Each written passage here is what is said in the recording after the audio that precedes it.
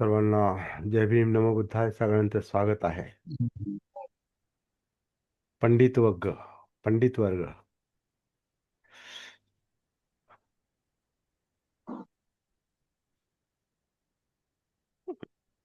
आज आपण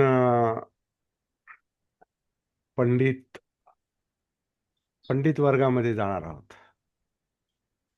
पंडित वगू धम्मपदातला हा 6वा वर्ग आहे. 6वं सेक्शन आहे. 6वा विभाग आहे. 6वा वर्ग आहे आणि फार इंटरेस्टिंग आहे. सगळंच इंटरेस्टिंग आहे. प्रत्येकालाच इंटरेस्टिंग म्हणावं लागतं. प्रत्येक गाथेला इंटरेस्टिंग म्हणावं लागतं. धम्मातल्या प्रत्येक शिकवणीला इंटरेस्टिंग म्हणावं लागतं. कारण धम्म म्हणजे सत्य आहे आणि सत्य हे कटू असलं तरी इंटरेस्टिंग असतं. सत्य हे कटू जरी असलं ना, कधी कधी पचत नाही ते.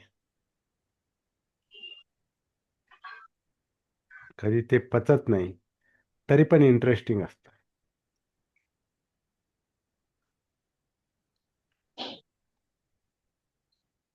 आज आपण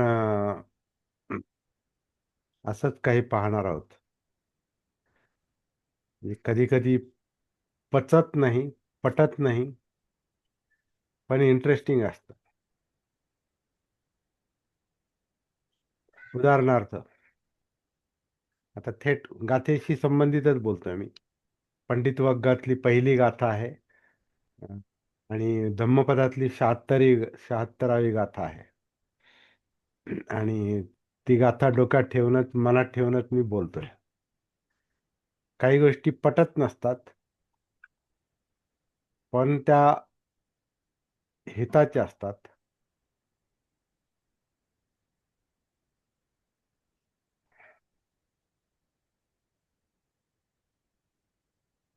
विशाल कसबे, काय प्रॉब्लेम आहे?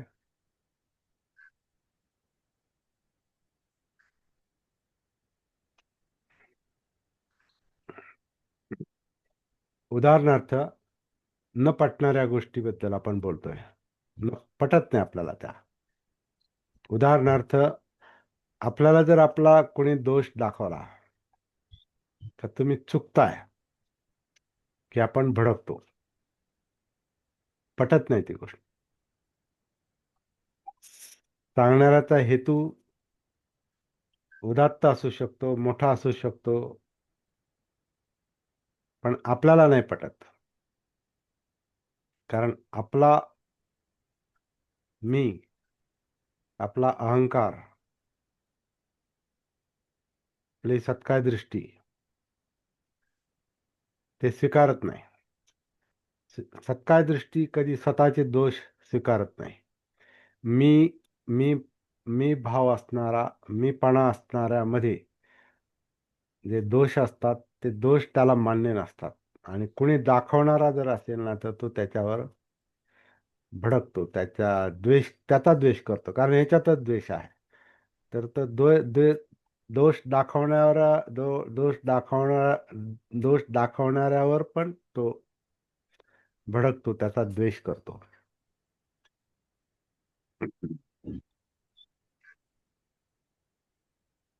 अशा अर्थाची ही गाथा आहे. आणि याचा आपण अगदी शब्दशः आपण त्याचा विचार करू, त्याच्यावर चिंतन करू, आणि ते खरं आहे की नाही, सत्य आहे की नाही, तेही आपण पडताळून पाहू. आपण त्याच्यात बसतो का, हे आपण पाहणार आहोत. कारण हे आत्मपरीक्षण आहे. हे सगळं धम्म म्हणजे खरं म्हणजे आत्मपरीक्षण आहे. स्वतःचं परीक्षण आहे. स्वतःतलं बरं वाईट, चांगलं वाईट पाहण्याची ही एक साधना आहे. कारण जागृतीची साधना आहे. सती साधना आहे, जागृतीची साधना आहे. आणि जेव्हा जागृतीचा प्रकाश पडतो तेव्हा सगळं चांगलं चांगलं चांगलं दिसेल असं नाही, वाईट पण दिसेल. बल्ब एकदा लावला, लाईट एकदा लावली का त्याच्या प्रकाशात चांगल्या वस्तू पण दिसतील आणि ज्या वस्तू इथं नको आहेत त्या, काही त्याचा उपयोग नाही, अशाही वस्तू दिसतील आपल्याला. स्वच्छ पण दिसेल, अस्वच्छ पण दिसेल.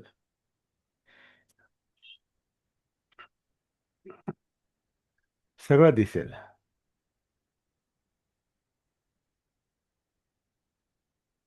प्रकाश प्रकाश असतो, त्याला काही माहिती नाही चांगलं आणि वाईट.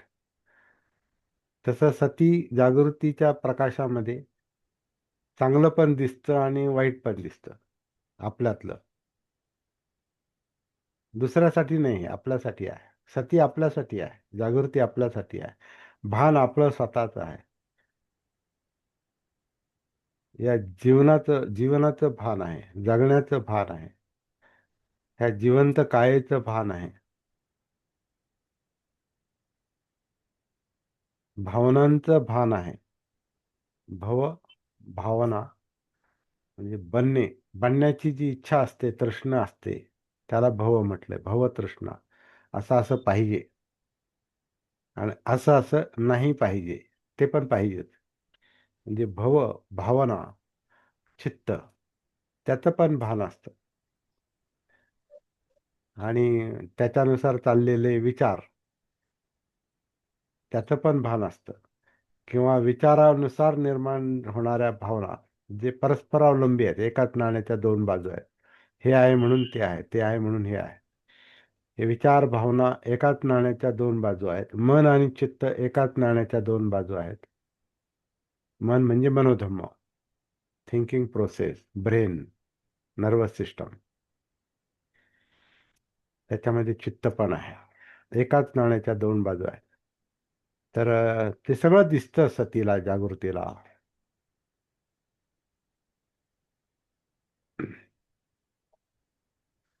पण जेवढी आपली जागृती असते, जेवढं आपल्याला भान असतं तेवढंच दिसतं. जेवढा प्रकाश असतो तेवढंच दिसतं. एखादी गोष्ट दिसायची असेल, पाहायची असेल किंवा दिसणार असेल, तर ती कशी दिसणार? पुरेसा प्रकाश पाहिजे. म्हणजे ती वस्तू, ती गोष्ट त्या प्रकाशात येते. आणि महत्वाची गोष्ट म्हणजे आपली नजर, आपली दृष्टी चांगली पाहिजे. आपली दृष्टी पण चांगली नसेल आणि पुरेसा प्रकाश असेल, तर त्याचाही काही उपयोग नाही. प्रकाश आहे आणि आपली दृष्टी नाही, त्याचा उपयोग नाही. दृष्टी आहे पण प्रकाश नाही, तर त्याच्यात काही दिसणार नाही. दृष्टी आहे, प्रकाश आहे, पण ती गोष्टच तिथं नाही, ती वस्तूच तिथं नाही, तरी ती वस्तू दिसणार नाही, ती गोष्ट दिसणार नाही. म्हणजे तिन्हींची सांगड बसावी लागते. ती गोष्ट तिथं आहे, ती गोष्ट प्रकाशात दिसते, सतीला दिसते, आणि पाहणाराची जी दृष्टी आहे ती क्लिअर आहे. दृष्टी क्लिअर आहे.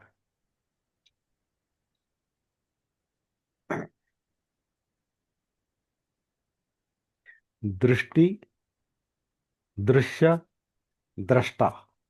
द्रष्टा म्हणजे पाहणारा, म्हणजे समज. दृष्टी म्हणजे पाहण्याची क्रिया, समजण्याची क्रिया, पाहण्याची क्रिया, आणि दृश्य. दृश्य, दृष्टी, द्रष्टा, ह्या दोन्ही तिन्ही गोष्टी ज्या असतात त्याच्यातून ते आपल्याला दिसतं, जाणव.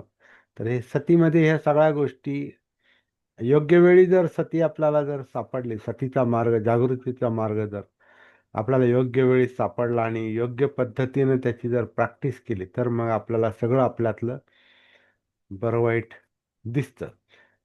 पण ते जर नसेल, ती जागृती जर नसेल, ती सती जर नसेल, तर मग त्याला दुसरा एक पर्याय आहे, जो या गाथेमध्ये सांगितलेला आहे, की काही माणसं आपल्या आजूबाजूला अशी असू शकतात, असा कोणी मार्ग दाखवणारा असू शकतो, जो आपल्यातले दोष दाखवेल.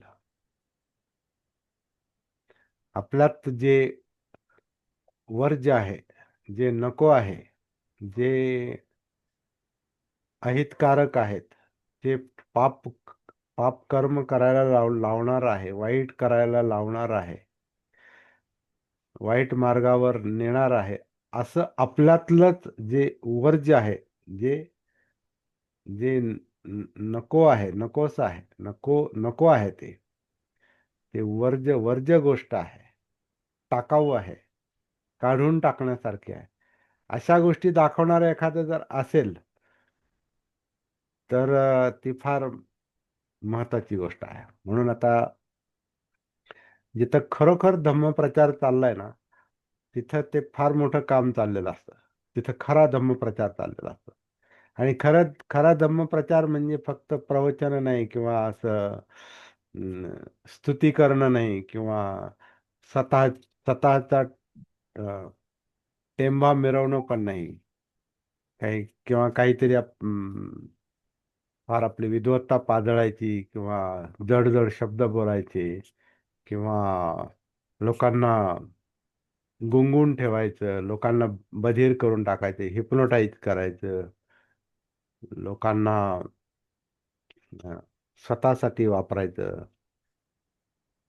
तो धर्मप्रचार नाही. धर्मप्रचार म्हणजे खरं म्हणजे लोकांचा दोष दाखवणंच आहे. धम्मप्रचार हा लोकांमधला अधम्म दाखवण्यासाठीच आहे. बाबासाहेबांनी अस्पृश्यांना त्याच्यातला अधम्म दाखवलाय. त्यांचं जगणं,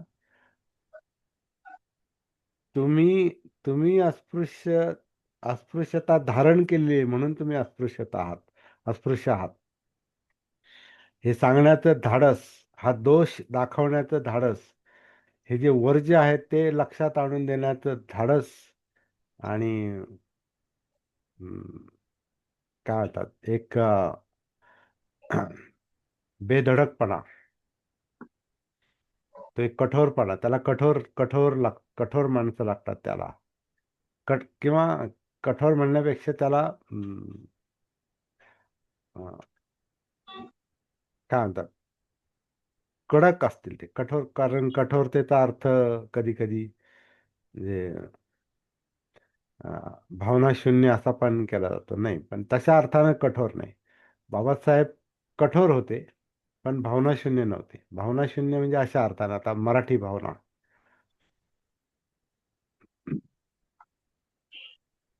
ते संवेदनशील होते.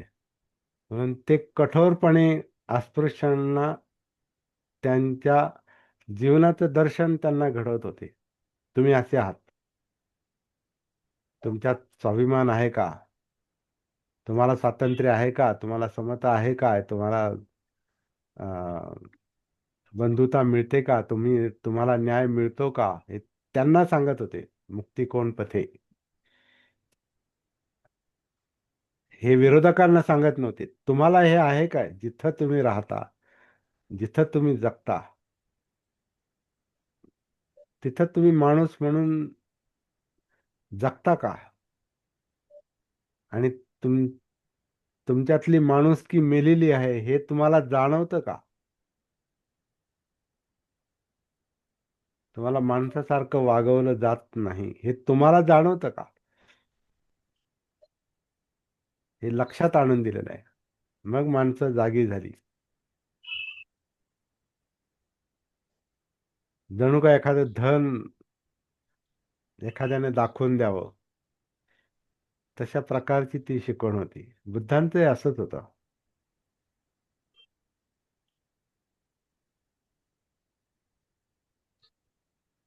पण बुद्धांनी कसं काम केलं हे आपल्या समोर स्पष्ट नाही.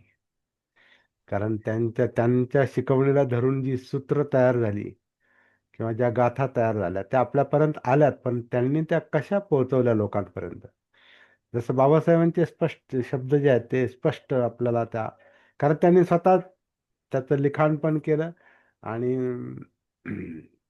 त्यांच्या हयातीतच त्यांचे शब्द हे त्यांच्या अ, पत्रकांमध्ये छापले जातात. जसं आता जनता पत्रकामध्ये, किंवा बहिष्कृत भारतामध्ये, मूकनायकामध्ये त्यांची भाषणं छापली जायची. म्हणजे ते शब्द बरेचसे, बहुतांश शब्द हे जसे आहेत तसे आपल्यापर्यंत आलेले आहेत. अनाहिलेशन ऑफ कास्ट, जातीभेद निर्मूलन. आता हे जरी विरोधकांच्या स्टेजवर जे भाषण ते देणार होते पण त्यांना देऊ दिलं नाही किंवा ते देता आलं नाही. ते अनाहिलेशन ऑफ कास्ट, जातीभेद निर्मूलन, हे सुद्धा असे, ते नंतर ते पुस्तक त्यांनी स्वतःच छापलं. ते पण असं दोष दाखवणारच पुस्तक आहे. जातीचं निर्मूलन कसं होईल हे विरोधकांना सांगितलं, परंतु तीच गोष्ट यांना पण लागू आहे. जे जातीचा त्रास, अस्पृश्यता, बहिष्कृतता भोगतात, त्यांना पण ते लागू होतं. आणि मुक्तिकोन पथेसारखी भाषणं तर हे तर डायरेक्ट बहिष्कृता म्हणजे अखिल अ,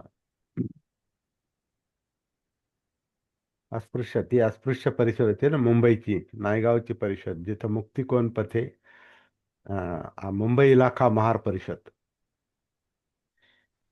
तर ते महारांनाच ते उद्देशून भाषण आहे, विरोधकांना उद्देशून आहे. आणि ते भाषण महारांचे, विशेषतः महारांचे दोष दाखवणार आहे.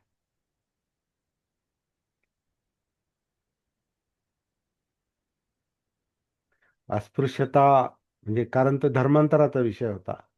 हा धर्मांतर आपल्याला का करायचंय, आपल्याला म्हणतात ते, आपल्याला म्हणतात ते महार समाजात जन्माला आलेले, आणि महारांच्या पुढेच भाषण देता येते.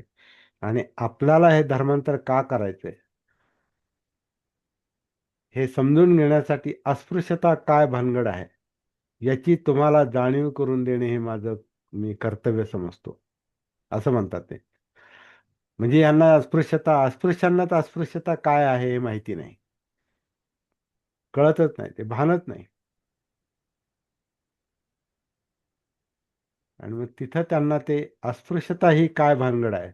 आणि मग सुरुवातीपासून ते सुरुवातीच्या भागामध्ये त्यांनी तुमच्यावर होत असलेल्या आगळिकीचा, तुमच्यावर होत असलेल्या अन्यायाचा तुम्हाला नीट बोध व्हावा, समज यावी, म्हणून तुमच्यावर कशा प्रकारचे अन्याय होतात याचा पाढा ते वाचून दाखवतात.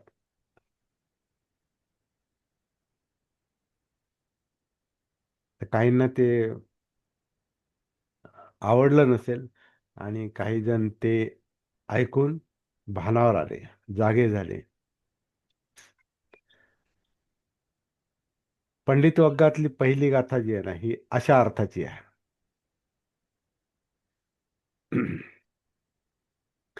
निधीनं व पवत्तारं यं पश्ये वज्रदस्युनं निग्रहवादीं मेधावीं तादिसं पंडितं भजे, तादिसं भजमानस्य श्रेयो होती न पापयो. तुम्हाला पाठवलेला अर्थ तो अशा प्रकारचा आहे, जो ग्रुपमध्ये टाकलाय. जो मनुष्य आपले दोष दाखवणाऱ्याला, जो मनुष्य आपले दोष दाखविणाऱ्याला जमिनीत पुरलेले गुप्तधन दाखवणाऱ्याप्रमाणे समजतो, जो संयमी आहे, बुद्धिमान आहे, अशा बुद्धिमान पंडितांची जो संगत धरतो, त्या मनुष्याचे कल्याणच होते, अकल्याण नाही, अहित नाही. असं या गाथेचा एक साधा सोपा त्यांनी अर्थ केलेला आहे. पण त्याच्यात आणखीन बऱ्याच गोष्टी ज्या आहेत, या म्हणजे शब्द हे निसटलेले आहेत. आणि म्हणून आपल्याला यातल्या एकेका शब्दाचा आपण अर्थ पाहूया आधी. आणि आपण जे काही सुरुवातीला प्रस्तावना केली, ती प्रस्तावना आणि हा अर्थ हे कसे एकमेकांना संयुक्तिक आहे ते तुमच्या माझ्याही पण लक्षात येईल शब्दशः अर्थ पाहिल्यावर. बघूया आपण.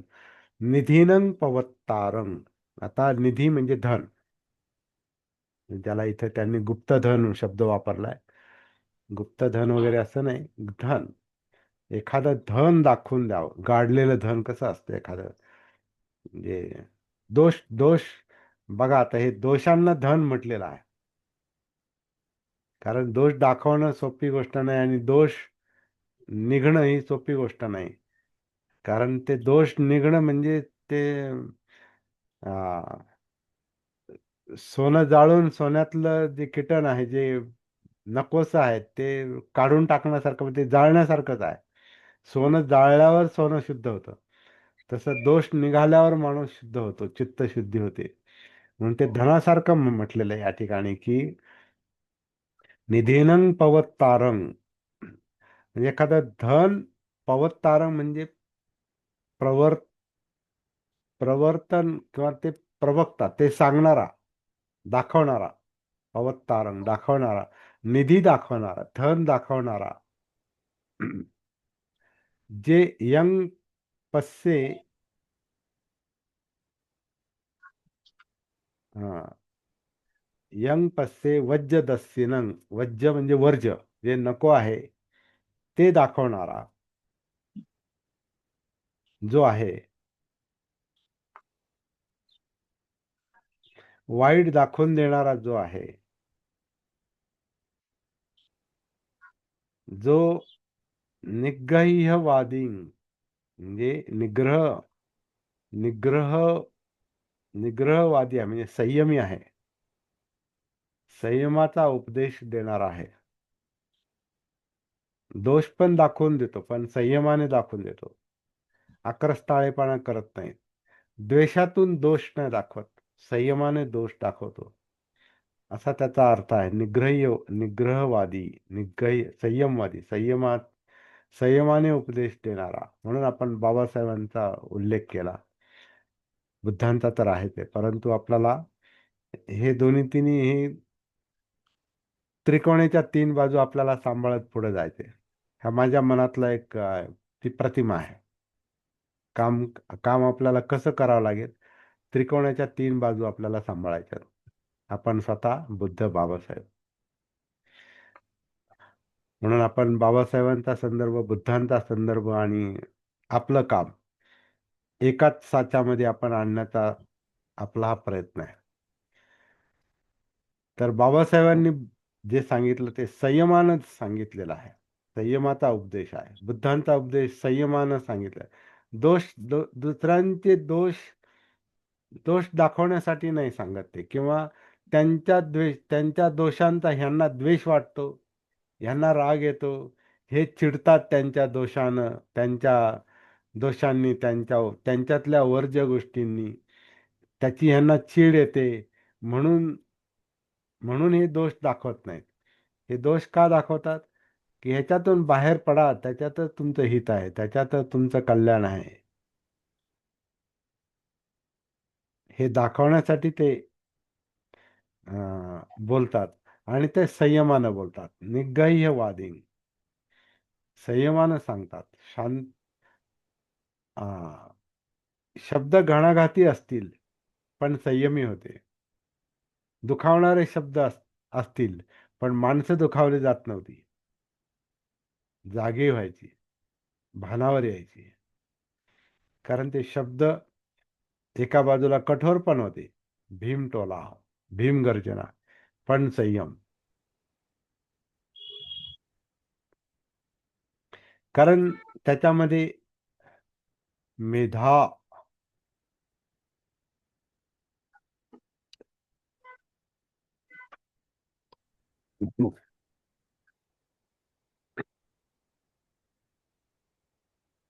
त्याच्यामध्ये मेधा होती. मेधा म्हणजे विद्वत्ता. आता मेधा म्हणजे बुद्धिमत्ता, विद्वत्ता, समज. हे पंडित शब्द जो आहे ना, तो अंडरस्टँडिंग, समजच्या अर्थाने आहे. जसं बालवग्ग हा ना समज, त्याला समजत नाही, पंडिताला समज असते. म्हणून बालवग्गानंतर लगेच पंडित वग्ग आला. तिथं ना समज, अजाण, अजागृत, भान नसलेला, सती नसलेला, त्यांचा वग्ग. इथं पंडित वग्ग म्हणजे भानावर असलेले, मेधावी, जागृत, असे गुणधर्म असणाऱ्यांचा हा वग्ग. तर इथं जे संयमानं सांगतात ते मेधावी आहेत. मेधावी म्हणजे पंडित किंवा विद्वान. विद्वान जागृत अर्थानं विद्वान. पुढं असं म्हटलेलं आहे, ता दिसंग म्हणजे तसे, तसं जर कुणी असेल, ता दिसंग पंडितंग भजे म्हणजे अशा पंडितांचा सहवास करावा किंवा अशांच्या संगतीत राहायला पाहिजे.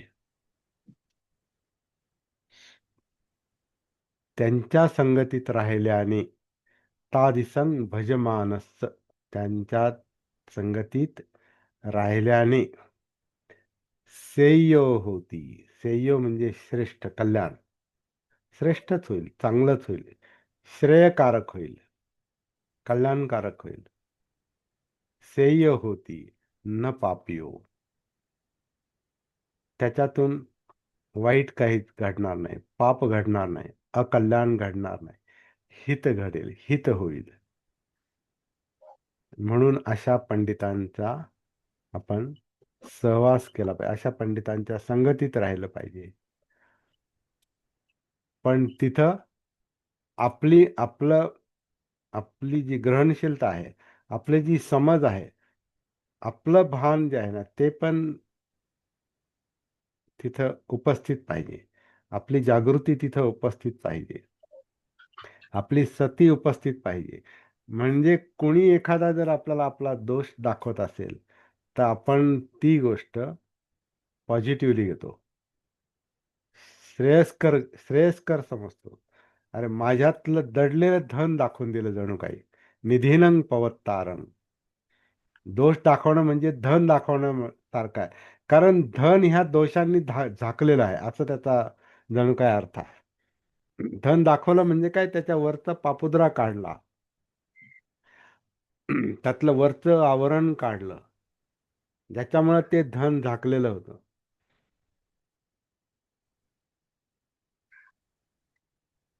तसे हे असे लोक जे असतात, जागृत किंवा पंडित लोक, हे काय करतात की दोष दोष दोष काढतात. म्हणजे त्या धनावर जे झाकण पडलेलं आहे, जे आवरण पडलेलं आहे, ते काढायला लावतात, ते काढायला मदत करतात. पहिली गोष्ट ते लक्षात आणून देतात की असं असं आहे. जसं आता पाणाती पाता वेरमणी सिक्खापदं समाजन, आपल्याला वाटतंय साधं साधं शील आहे, किंवा अदिनदाना किंवा मुसावादा किंवा काय जे असेल ते सगळे जे काही 450 शिलापर्यंत आपल्याला वाटतंय काय साधे शिलाचरणाचे काही असे गाथा आहेत, ते नमुने आहेत किंवा काही ओळी आहेत. तसं नाही. हे काढा मग त्याच्या खाली धन आहे, असं आहे जणू काही. बघा, एखाद्या प्राण्यावर, एखाद्या जीवावर अतिपात करण्याचं जरी मनात इच्छा निर्माण झाली, हिंसा करण्याची जरी मनात इच्छा निर्माण झाली, पण ते त्याप्रमाणे आपण केलं नाही, तर फार मोठा आनंद होतो. मारल्यानं जेवढा आनंद होत नाही, तेवढा एखाद्याला वाचवण्याचा आनंद असतो. हिंसा करण्याचा जेवढा आनंद होत नाही, तेवढा अहिंसेचा आनंद होतो. जेवढा एखाद्याला दान देण्याचा आनंद होतो, तेवढ्या चोरीचा आनंद मिळत नाही. जेवढा संतुष्ट राहण्यात जेवढा आनंद होतो, तेवढा व्यभिचारात मिळत नाही. नुसत्या विचारांनी पण मिळत नाही, कृतीनं तर मग तो गाळातच जातो. आणि संतुष्टी जर असेल तर संतुष्टी परमं धनंग, संतुष्ट असेल तर व्यभिचार होत नाही. तर ते धन आहे, संतुष्टी हे धन आहे. बघा आता तिथे इथं तो शब्द आला, निधीनं पवत्तारं, संतुष्ट रहा. हे संतुष्टीचं धन मिळण्यासाठी कामेसुमिच्छाचाराचं जे काही त्याच्यावर आवरण पडलेलं आहे, जो गाळ पडलेला आहे, जे दडपण आहे त्याच्यावर, ते काढा. कामेसुमिच्छाचारा वेरमणी, त्याच्यापासून अलिप्त जर होता आलं, तर त्याच्या खाली काय दडलेलं आहे, संतुष्टीचं धन आहे. ते बुद्ध ते त्या गाथेतून, त्या ओळीतून, त्या शिकवणीतून ते धन दाखवून देतात.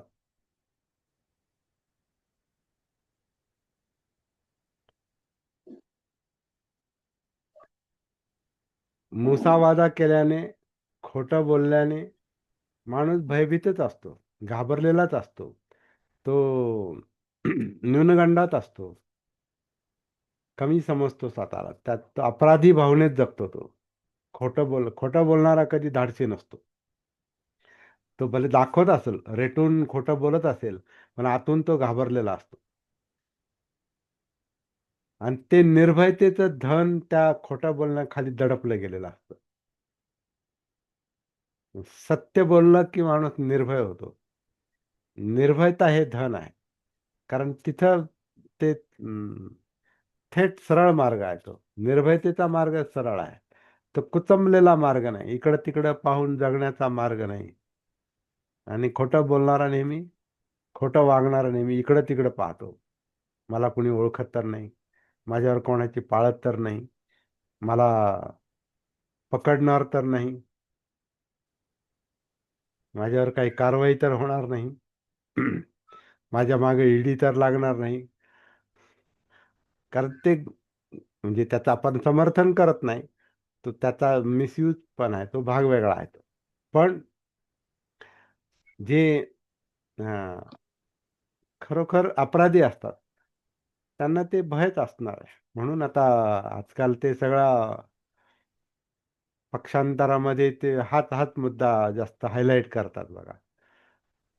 त्या पक्षातून त्या पक्षात का जातात तर ह्या भीतीनं. कारण ते असतं ते त्याच्या खाली ते ते सगळं भय दडलेलं आहे ते.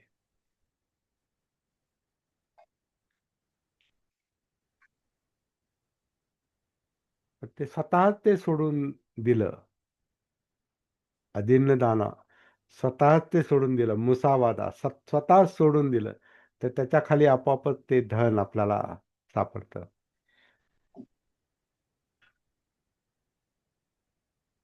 आधी दारू पित नाही,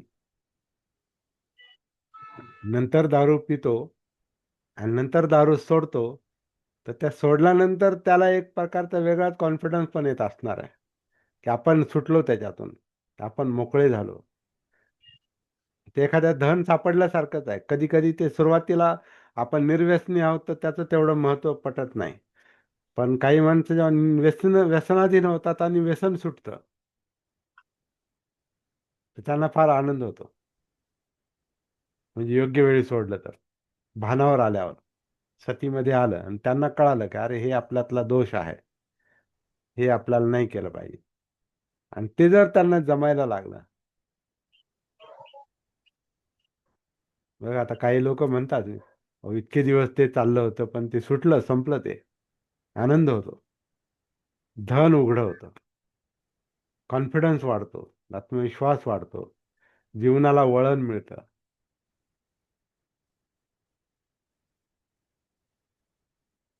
तरी एवढी मोठी गोष्ट आहे. असं जर अ, आपल्याला कुठून शिकायला मिळत असेल, कोणी सांगणार असेल, तर त्याची संगत करावी, असं सांगणारी ही गाथा आहे. दुसऱ्या बाजूला आपल्याला हे पण पाहण्याची गरज आहे. आपण स्वतःलाच असं काही घडवलं पाहिजे, की आपल्या लोकांना आधार वाटला पाहिजे. जसं बाबासाहेबांना लोकांना बाबासाहेबांचा आधार वाटायचा. म्हणून आज बाबासाहेब नसले तरी लोक लोक लोक का मानतात? आधार आहेत. त्यांनी ते धन उघडं करून दाखवलेलं. त्यांनी जीवन सार्थक बनवलंय. बुद्धांना जग का मानतं? सत्य सत्याचं धन उघडं करून दाखवलंय. असत्याचं मळब, असत्याचं असत्याचं झाकण, मुसा म्हणजे असत्याचं झाकण जे आहे ते बाजूला केलेलं आहे. आवरण बाजूला करण्याची शिकवण त्यांनी दिलेली आहे. आणि साधी सोपी शिकवण आहे कळायला. कोणत्या इकडं असं नाही तुम्ही आता आता काही वाईट वागलात तर तुम्हाला पुढच्या जन्मात अमके व्हाल आणि तमके व्हाल, किंवा मागच्या जन्मात तुम्ही असे होते म्हणून ह्या जन्मात तुम्हाला हे वाईट दिवस आहेत. असल्या गुंतागुंतीत त्यांनी कधी लोकांना गुंतवलं नाही. असल्या भाषेत त्यांनी कधी लोकांना गुंतवलं नाही. म्हणून आत्म्याची आणि परमात्म्याची कधी भीती दाखवली नाही. सरळ सद्वर्तन करा, चांगलं वागा. हे आपल्यात दोष आहेत हे काढून टाका. त्याच्या खाली सगळं सुखाचं धन आहे, संतुष्टीचं धन आहे, जे आपल्याला पाहिजे. आपल्याला काय पाहिजे? सुख पाहिजे. सुख पाहिजे म्हणजे काय? दुःखमुक्ती नको. हा, दुःखमुक्ती पाहिजे. सुख पाहिजे म्हणजे दुःखमुक्ती पाहिजे. आणि दुःख ज्याच्यामुळे होतं ते काढून टाका, संपलं. दुःख ज्याच्यामुळे होतं, दुःखाचं कारण काय? तृष्णा. हे पाहिजे, पाहिजे, नको, पाहिजे, नको, हे जे चित्त आहे हे त्याचं कारण आहे. पण त्या चित्ताचं भान आलं पाहिजे, म्हणजे चित्तानुसती आली पाहिजे. ते दिसलं पाहिजे. म्हणून सतीचा प्रकाश पाहिजे. चित्ताच्या बरोबर जर सती असेल तर तेच चित्त मित्र बनतं जणू काय. मनाची मनोधम्माची जर सती असेल, धम्मानुसती असेल, तर तेच मन हे मित्र बनतं. नाहीतर मग ते शत्रू आहे. चित्त अयोग्य मार्गावर असलेले चित्त हे आपलं शत्रू बनतं. जसं आपण मागे एका गाथेमध्ये त्याचं आपण अभ्यास केलेला आहे, चिंतन केलेलं आहे. शत्रूची जेवढी हानी करतो, त्याही पेक्षा वाईट मार्गावर असलेलं चित्त त्या माणसाची हानी करतं. तर फार खरोखर इंटरेस्टिंग गोष्टी आहेत जर त्या योग्य पद्धतीनं आपण पाहिल्या, समजून घेतल्या तर. आणि सगळ्यात मोठी गोष्ट, प्रॅक्टिस करता आली पाहिजे. स्वतःमध्ये उतरता आलं पाहिजे. कायेमध्ये उतरता आलं पाहिजे. कायेमध्ये उतरणं जड जात असेल तर श्वासाचा आधार घेतला पाहिजे. आनापान सती. आनापान सती, काया जी आन करते, अपान करते. आतल्या आत, आतमध्ये. आता आतमध्ये म्हणजे आतमध्ये कुठे? पोटात घ्या, पोटाच्या खाली घ्या, नाभीच्या खाली घ्या, किंवा पोटामध्ये नाभीच्या वर घ्या, श्वासपटल, किंवा छाती आहे, छातीमधली फुफ्फुस आहेत, पाठ आहे, धड आहे, अख्खं धड भात्यासारखं आतून आत आन करतं, आतून बाहेर अपान करतं. ते पाहता पाहता आपण, पाहता पाहता मुद्दाम काहीच नाही करायचं. पाहता पाहता, पाहण्यामध्ये काहीच नाही करायचं, जस्ट पहा. भान सती म्हणजे काही करायचं असं नाही. जे आहे ते पहा, जसं आहे तसं पहा. आन होत असेल तर आन पहा, अपान होत असेल तर अपान पहा. बोलत असाल तर बोलतोय हे पहा, हे अनुभवा, हे जाणा, हे त्याच्या संपर्कात राहा. मौनात असेल तर मौन पहा. एकांतवासात असाल तर एकांतवास पहा. काल आपण जी चर्चा केली, एकांतवासात आपण असू म्हणजे आतमध्ये असू, आपण ह्या कायेच्या गुहेमध्ये असू, एकांतात असू आणि स्वतःला पाहत असू, तर ते पाहणं म्हणजे सती आहे. आणि तिथं काहीच करायची गरज नाही. ते सगळं ऑलरेडी आधीच सगळं चाललेलं आहे. त्यामुळे वेगळं काही करायची गरज नाही. मी असं करेल आणि तसं करेल, काही नाही करायचं. सगळं आधीच चाललेलं आहे. बोलणं चाललेलं आहे, फक्त पाहायचंय, फक्त अनुभवायचं. बोलणं चाललेलंच आहे, पण बोलणंच बोलणं आहे. म्हणून कायेत दुसरी काया पहा असं म्हणतात. कायेत दुसरी काया पहा. जाणीवांमध्ये, वेदनांमधील वेदना पहा. चित्तामधील चित्त पहा. मनोधर्मांमधील, ब्रेनमधील ब्रेन पहा, असं आपण आधुनिक भाषेत बोलू शकतो. ब्रेन मधला ब्रेन दिसला पाहिजे. डोळ्यातले डोळे दिसले पाहिजे. कानातले कान, नाकातलं नाक, गंधातलं चवीतले, जिभेतली जीभ, म्हणजे जिभेचं भान पाहिजे, असं त्याचा अर्थ आहे. म्हणजे संयम. तिथे परत हा निग्रहवादी संयम येतो. हे हे जे आत उतरून सगळं अंतरंगाचं निरीक्षण, परीक्षण आणि त्याचा बुद्ध, इथे बुद्ध आपल्याला सापडले की मग ते सगळं काम झालं. कारण बुद्ध धम्म पाहतात, धम्म जीवन पाहतात, धम्म त्याच्यामधलं दुःखही दिसतं, कारणही दिसतं, निवारणही होतं आणि मार्गही दिसतं. सगळं तिथंच आहे, जागेवरच आहे. ये ही पस्तिको, या आणि पहा, इथंच. हिअर अँड नाव, इथंच. आणि आत्ता पाहायचंय. नाव म्हणजे आत्ता, वर्तमान. मागचं पुढचं काम नाही. आत्ता जे चाललंय ते. आत्ता हा भूतकाळात जमा होतो लगेच.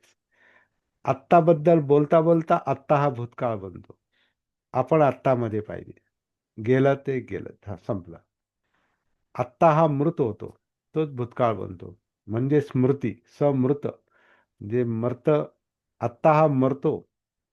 जसा घड्याळाचा काटा पुढं पुढं सरकतो, म्हणजे एक एक सेकंद मरत मरत नवीन सेकंद येतो. एक मरतो दुसरा. किंवा जसं आपण पाऊल टाकतो, एक पाऊल मागे पडतं तेव्हा मागचं पाऊल पुढे पडतं. ते परत मागे पडतं, मग मागचं पुढे पडतं. असं ते, असा काळ चाललेला आहे. अशी वेळ चाललेली आहे. असं जीवन चाललेलं आहे. आणि त्याच्यामध्ये आपण असणं म्हणजे सती आहे. आणि हे सती हे सातत्यानं चालणारं काम आहे. सती हे सतपण आहे, वास्तव, सत्य. वास्तव जे आत्ता आहे ते. आणि वास्तव जे आहे ते वास्तवात आहे, म्हणजे वर्तमानात आहे, आत्ता आहे. आत्ताची सती. त्याच्यामध्ये हे सगळं आपल्याला दिसतं. पण समजा आपल्याला दिसलं नाही, पण एखाद्याने दाखवून दिलं, तर मग आपण त्या मार्गानं गेलं पाहिजे. अशी ही गाथा सांगते. फार मोठा अर्थ आहे त्याच्यामध्ये. आणि गुप्तधन दाखवणाऱ्यासारखं तो समजतो त्याला, दाखवणाऱ्याला. फार इंटरेस्टिंग भाषा आहे. तर हे प्रॅक्टिकल काम आपण करत राहू. मी या ठिकाणी माझ्यापुरतं थांबतो.